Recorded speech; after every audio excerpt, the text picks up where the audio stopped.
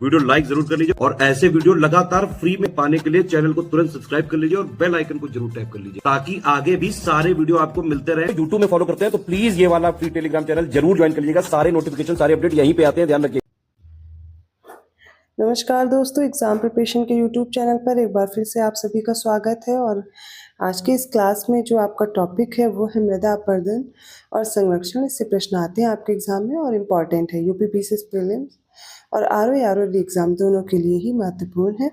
पूरा वीडियो ध्यान से देखिए और इसके साथ साथ आप अगर जीएस की क्लास मेरे साथ करना चाहते हैं दोपहर 1 बजे मिलेगी, रात को 9 बजे प्रैक्टिस सीरीज चल रही यूपी पीसीएस के लिए। और अगर आप पेड कोर्स में इंटरेस्टेड हैं, जैसे कि अभी भी आपके पास समय है और बेहतर ढंग से प्रिपरेशन करना चाहते हैं कि यूपी पीसीएस जो प्रीलिम्स है 2025 का जो कंप्लीट प्रिपरेशन है, या फिर आरओ का री एग्ज़ाम है, अदर स्टेट पीसीएस है, आप जिस भी एग्ज़ाम की प्रिपरेशन कर रहे हैं तो आपको कंप्लीट स्टडी मटेरियल एक जगह मिल जाएगा, स्टडी फॉर सिविल सर्विसेज के कोर्स से। और इस कोर्स में आप देखेंगे आपको उतना ही स्टडी मटेरियल प्रोवाइड किया जाता है जो आपके एग्जाम पॉइंट ऑफ व्यू से इम्पॉर्टेंट है, सिलेक्शन के लिए इम्पॉर्टेंट है, क्योंकि लेटेस्ट ट्रेंड और पैटर्न को फॉलो करते ही आपका कोर्स डिज़ाइन किया गया। तो आपको कोई भी प्रॉब्लम नहीं होने वाली, कोई अदर बुक नहीं पढ़नी, कोई अदर सोर्स नहीं फॉलो करने, सिर्फ उतना ही आप पढ़ के अपना एग्ज़ाम क्वालिफाई कर पाएंगे। ज़्यादा जानकारी के लिए डिस्क्रिप्शन बॉक्स में नंबर अवेलेबल है, आप उन पर कॉन्टैक्ट कर सकते हैं, या फिर आप ऐप डाउनलोड कर लीजिए गूगल प्ले स्टोर से, स्टडी फॉर सिविल सर्विसेज का सारे कोर्सेज उसमें मिल जाएंगे। और ज्ञान सर कूपन कोड अप्लाई करेंगे तो आपको भी 20% का डिस्काउंट भी मिल जाएगा। चलिए आज की क्लास स्टार्ट करते हैं। मृदा अपरदन की बात की जाए तो मृदा के आवरण का जो विनाश होता है, जो ऊपर का क्षेत्र है, जो ऊपर का आवरण है, कवर है, वो है मृदा अपरदन। वो अगर हट जाता है तो उसको बोलते हैं अपरदन। बहते हुए जल और पवनों की अपरदनात्मक जो प्रक्रियाएं हैं वो मृदा निर्माणकारी प्रक्रियाएं साथ में घटित होती रहती। मतलब आप देखेंगे कि जो ये प्रोसेस है अपरदन की, ठीक है, इसके साथ साथ ही क्या होता है, इरोजन बोलते हैं। जो भी इंग्लिश वाले बच्चे हैं वो ये समझ लें कि सॉइल इरोजन पढ़ रहे हैं हम लोग, और सॉइल इरोजन अगर होता है कहीं पर तो दूसरी जगह सॉइल का फॉर्मेशन भी हो रहा होता है। तो ये दोनों प्रोसेस साथ में चलती रहती हैं और दोनों सामान्यतः इन दोनों प्रक्रियाओं में एक संतुलन बना रहता है। धरातल में सूक्ष्म कणों के हटने की दर वह होती है जो मिट्टी की परत में कणों की जुड़ने की होती है। तो एक तरफ क्या होगी, एक तरफ जो माइक्रो पार्टिकल्स हैं, सूक्ष्म कण हैं, हटेंगे तो दूसरी जगह जाकर के वो डिपॉजिट भी होंगे। मृदा अपरदन के प्रमुख कारण वनों की कटाई है, ठीक है, डिफॉरेस्टेशन हो गया, अत्यधिक चराई हो गई, जंगल में आग लगना, खराब कृषि तकनीक हो गई, इन सभी की वजह से मृदा अपरदन होते हैं। तो मिट्टी के कटाव को रोकने के भी तरीके, अगर मिट्टी का कटाव हो रहा है तो उसको रोका भी जा सकता है। कैसे? हम लोग वन रोपण कर सकते हैं खेत की सीमा बनाकर, ठीक है। खेत में आपने देखा है मेड़ देखते हैं ना बनी होती, गाँव वाले जो बच्चे होंगे शायद समझेंगे, कभी खेत वगैरह देखा होगा, और नहीं भी जुड़े तब भी आपको पता होगा एक बाउंड्री टाइप में क्रिएट कर दी जाती है, ठीक है। अतिचारण ना करना, पशु जो है चरने की वजह से भी क्या होता है कि मिट्टी का लॉस होता है। और पट्टीदार खेती, ये सारे एग्जाम्पल्स हैं जो मृदा अपरदन को रोक सकते हैं। अब आपसे अब सोचोगे इतना इजी टॉपिक पढ़ने की क्या ज़रूरत है, कंफ्यूजन कहाँ होगी। मान लीजिए आपको दे दिया जाएगा इनमें से कौन से तरीके से मृदा अपरदन को नहीं रोका जा सकता, और यहाँ पर ये सारे ऑप्शंस इंक्लूड करके कोई अलग से एक ऑप्शन आ गया, तब कंफ्यूजन हो सकती है। इजी टॉपिक भी आपके गलत ना हो इसलिए मैंने कवर किया है। भारत में मृदा अपरदन से सर्वाधिक जो प्रभावित क्षेत्र है वो चंबल और यमुना की जो नदियां हैं, ठीक है, चंबल और यमुना नदी की उत्खात भूमि क्षेत्र, पश्चिमी हिमालय का गिरिपादी क्षेत्र, जो शिवालिक के नीचे वाला क्षेत्र है उसकी बात हो रही, छोटा नागपुर वाला पठार है, ताप्ती से साबरमती घाटी तक का क्षेत्र जो मालवा पठार का, महाराष्ट्र का काली मिट्टी वाला क्षेत्र, हरियाणा, राजस्थान, गुजरात, ये शुष्क क्षेत्र है। इन सभी में मृदा अपरदन आप देख सकते हो। देखिए जो चंबल और यमुना नदी आपने देखा है काफ़ी फेमस है, चंबल वाला जो एरिया है वो इरोजन के लिए ही फेमस है, ठीक है। पश्चिमी हिमालय वाला क्षेत्र, वहाँ पर आप देखेंगे जो शिवालिक पहाड़ियों के नीचे वाला क्षेत्र है वहाँ पर भी मृदा अपरदन होता है, क्योंकि मिट्टी अपने साथ ये जो नदियाँ हैं बहा ले जाती हैं मिट्टियों को, ठीक है। तो ये हमने पढ़ा भी, आगे देखते हैं। भारत में चंबल घाटी में खो खड्डों का निर्माण अवनालिका अपरदन के कारण हुआ है। अवनालिका अपरदन सामान्यतः तीव्र ढालों पर होता है। वर्षा से गहरी हुई अवनालिकाएं कृषि भूमियों को छोटे छोटे टुकड़ों में खंडित कर देती, जिससे कृषि के लिए अनुपयुक्त हो जाती हैं। जिस प्रदेश में अवनालिका अथवा बीहड़ अधिक संख्या में होते हैं उसे उत्खात भूमि स्थलाकृति कहा जाता है। अभी हमें पढ़ना है शीट इरोजन, सॉइल रिल इरोजन, ठीक है, गली इरोजन। तो ये जो अवनालिका अपरदन है गली इरोजन है, ठीक है। तो आपको ये सारी चीज़ें याद रखनी है कि कौन सा क्षेत्र किस लिए फेमस है। और ये जो इरोजन का प्रोसेस है इसको भी क्रोनोलॉजिकल ऑर्डर में लगाने के लिए पिछली बार प्रश्न आया था। मृदा को हटाने और उसका परिवहन कर सकने के गुण के कारण पवन और जल, तो क्या होता है, देखिए विंड से भी होता है और वाटर से भी अपरदन होता है। ये दो शक्तिशाली कारक हैं, क्योंकि हवा अपने साथ क्या होता है, बहाकर उठाकर ले जाती है मिट्टी और दूसरी जगह जाकर के एकत्रित करती है। इसी तरह जल भी क्या करता है, बहाकर ले जाता है मिट्टी, एक जगह से करती है दूसरी जगह एकत्रित होती है। तो पवन द्वारा अपरदन शुष्क और अर्ध शुष्क प्रदेशों में होता है। जैसे आपने देखा मरुस्थली वाले क्षेत्रों में, जहाँ पे शुष्क क्षेत्र है, ड्राई वाले रीजन है, वहाँ पर धूल उड़ते आपने देखा होगा और जाकर के दूसरी जगह एकत्रित होते हुए भी देखा होगा। भारी वर्षा के कारण भी होता है अपरदन। तो भारी वर्षा और खड़ी ढालों वाले प्रदेशों में बहते जल द्वारा अपरदन महत्वपूर्ण होता है। जल अपरदन अपेक्षाकृत अधिक गंभीर है और यह भारत के विस्तृत क्षेत्रों में हो रहा है। जल अपरदन दो रूपों में होता है, परत अपरदन और अवनालिका अपरदन। परत अपरदन समतल भूमि और मूसलाधार वर्षा के बाद होता है और इसमें मृदा का हटाना आसानी से दिखाई नहीं देता, किंतु यह अधिक हानिकारक है क्योंकि इसे मिट्टी की सूक्ष्म और अधिक उर्वर परत हट जाती है। अवनालिका अपरदन सामान्यतः तीव्र ढालों पर होता है। तो आप देख रहे हैं वाटर से क्या होता है, जो शीट है ऊपर की परत हट जाती है, ये सीट इरोजन होता है। भारी बारिश होने से भी क्या होता है, सीट इरोजन होता है। तो इसकी वजह से क्या होगा कि जो ऊपर की परत है, जो कि फर्टिलिटी जिसमें ज़्यादा होती है, वो क्या होती है, वो हट जाती है। वनोन्मूलन मृदा अपरदन के प्रमुख कारणों में से एक है। पौधों की जड़ें मृदा को बांधे रखती हैं और अपरदन को रोकती हैं। पत्तियां और टहनियां गिरा कर वे मृदा में जो ह्यूमस की मात्रा है उसको भी इंक्रीज करती हैं। वास्तव में संपूर्ण भारत में वनों का विनाश हुआ, लेकिन मृदा अपरदन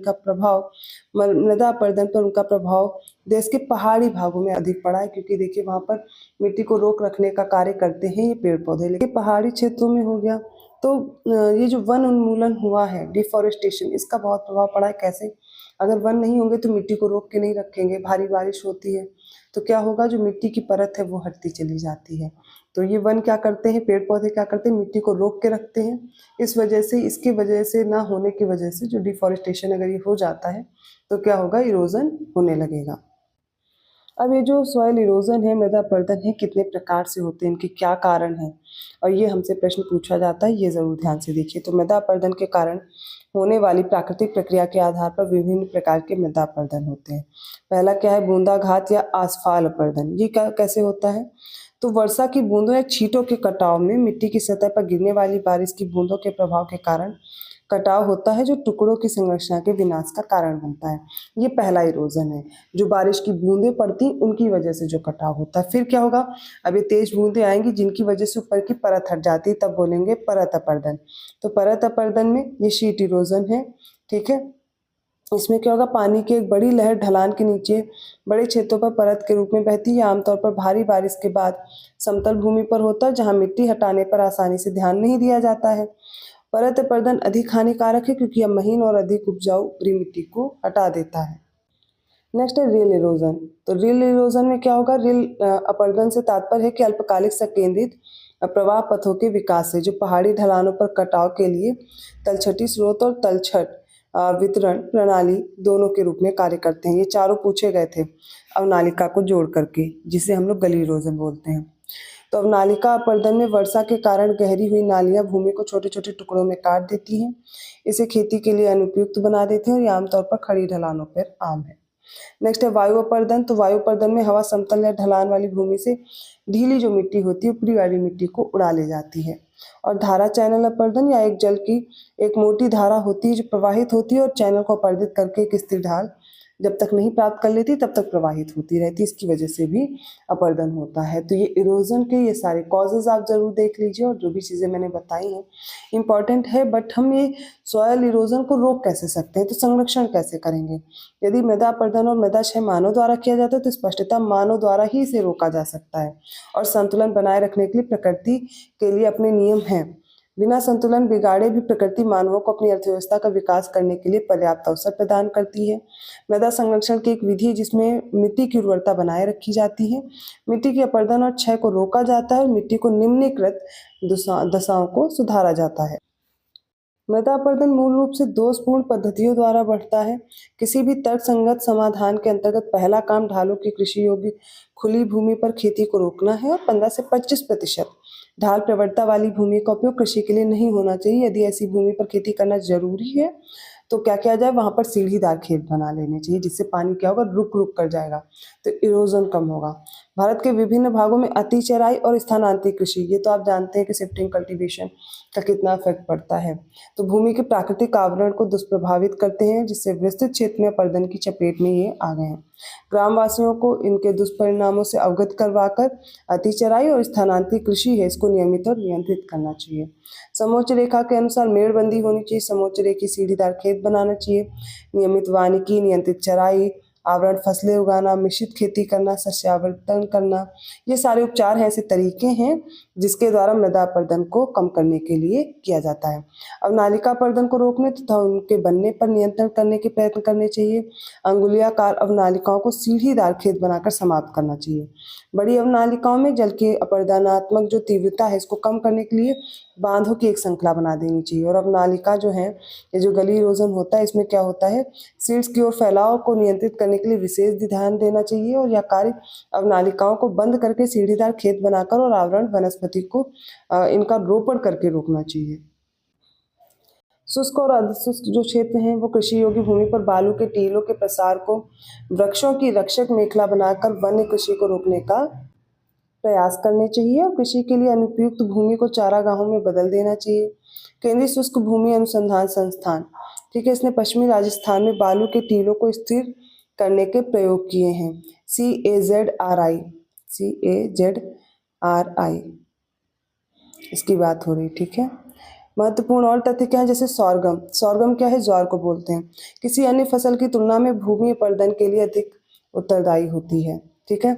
और मृदा संरक्षण से संबंध में प्रचलित पद्धतियों में सस्यावर्तन है, वेदिका निर्माण है, वायु रोध को भारत में उपयुक्त माना जाता है। मृदा सुधार के अंतर्गत फसल चक्र अपनाना चाहिए, मिश्रित खेती करनी चाहिए, बहुफसली खेती करनी चाहिए, मृदा की उर्वरता को पोषित किया जा सकता है इससे, और मृदा अपरदन मुख्यतः जल और वायु द्वारा होता है। अभी देखिए, मृदा के लिए जो मृदा निर्माण को प्रभावित करने वाले कारक है वो कौन कौन से होते हैं। मृदा के निर्माण में जलवायु, तापमान, वर्षा, अपक्षय, ह्यूमस का निर्माण, ये सारी ह्यूमस के निर्माण की जो दर है सारे प्रभावित करते हैं। इसके साथ साथ समय, मृदा परिच्छेदिका क्या है, इसकी मोटाई, ये भी निश्चित करता है मृदा के बारे में। और वनस्पति जात, प्राणी जात जो सूक्ष्म जीव हैं ह्यूमस निर्माण की दर को प्रभावित करते हैं। उच्चावच, तुंगता और ढाल मृदा के संचय को निर्धारित करते हैं, अल्टीट्यूड वगैरह। और जनक सेल, रंग, गठन, रासायनिक गुणधर्म, खनिज मात्रा, पारगम्यता, ये सब भी मृदा को निर्धारित करते हैं। तो ये सारे कारक हैं जो प्रभावित करते हैं मृदा निर्माण को। और सबसे पहले आप ये याद रखिएगा, ये जो प्रोसेस है सॉइल इरोजन का, तो एक जगह इरोजन होगा तो उसके साथ में प्रकृति ने अपना नियम बना रखा है कि कहीं पे लॉस हो रहा है तो दूसरी जगह उसका लाभ भी होगा, प्रॉफिट भी होगा। तो एक तरह से समझिए बैलेंस बनाने के अंदर जो कैपेसिटी है वो नेचर के अंदर है।